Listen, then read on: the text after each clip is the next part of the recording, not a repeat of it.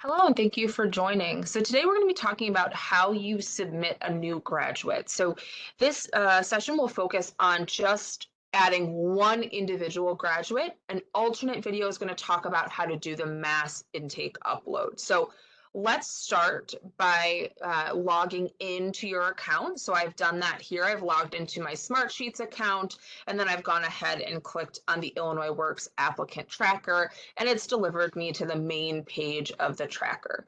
So now to add a new graduate, I'm going to go into this left-hand corner up here at helpful links, and I'm going to choose submit a new graduate.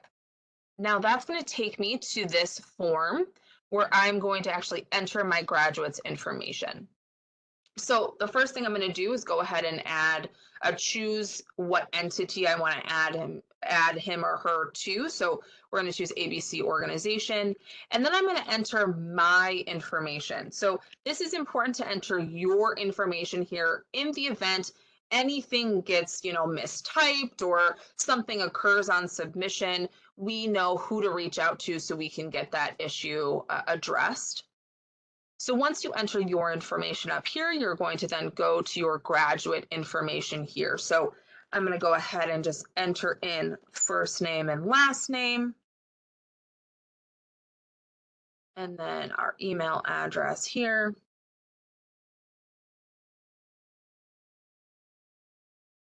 And then a home address. So let's just do this. Again, this is just a test account on my end. So you can see this information is not quite relevant for this, it's not a real participant, but then we'll choose our county. All right.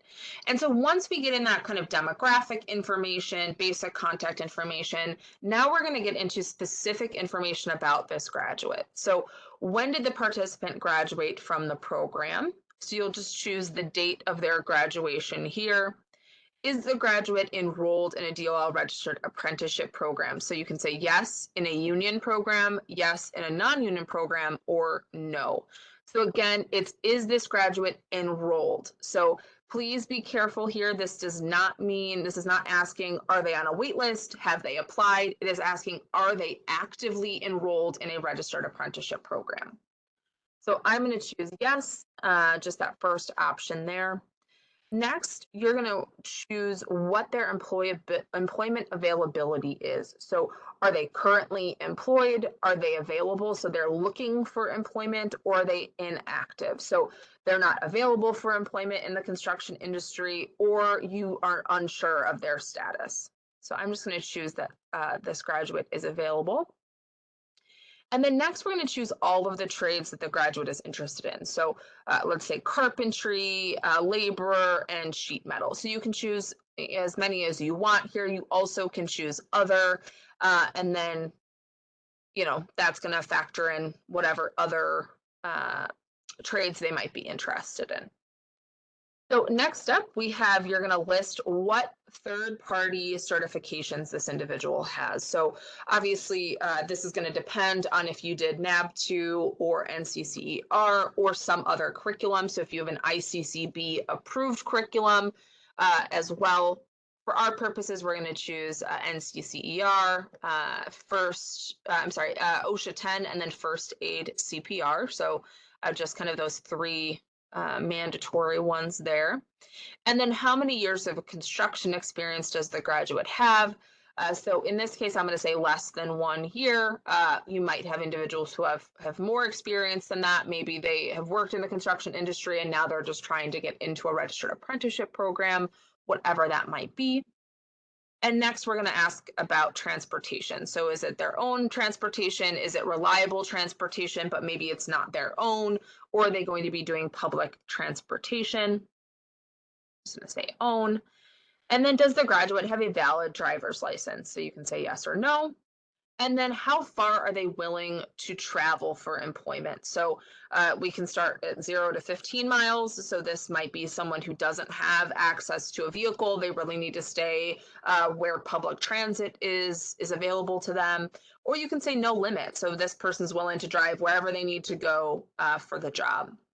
And then finally, you're going to do a file upload. So this is where you need to add in that individual's resume. And so there's two ways that you can add that resume or other documents. So if you want to add their NAB2 certification, their OSHA certification, first aid certification, whatever that might be, you can add those here.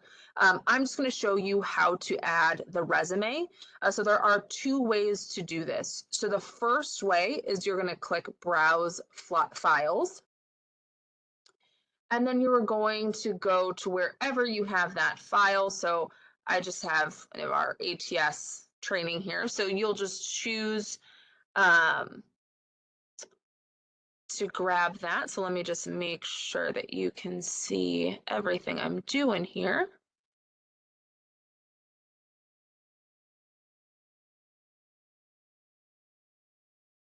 Okay, there we go. So all I've done here, so let me just show you again because I don't think it was sharing. So all I've done is I've chosen Browse Files, and then I click on wherever I need to go, and I'm choosing this individual's resume, and then I'll choose Open. So that's all you need to do. The other way to do this is to open your file, find the document that you want to grab, and then you'll just click and hold on it, and you'll just drag it right there, and it'll upload automatically for you. So either way, it's going to get you the same results, but some people have different preferences, so feel free to do it however it makes sense for you. And then you're going to click here and say, send me a copy of my responses. So this is not a mandatory step, but I do encourage you to do that just so that you have documentation that you did upload this individual into the applicant tracking system. You'll want to save this for your own records. You can also, of course, always, upload the copy of your responses into IWRS for that participant if you want to take that step. But it's just important to keep a copy just to ensure that you have proof that you did upload this individual into the system. And then you'll choose Submit. And you'll get this confirmation success. We've captured your response. And so now you are set. So that is how you enter an individual into the applicant tracking system.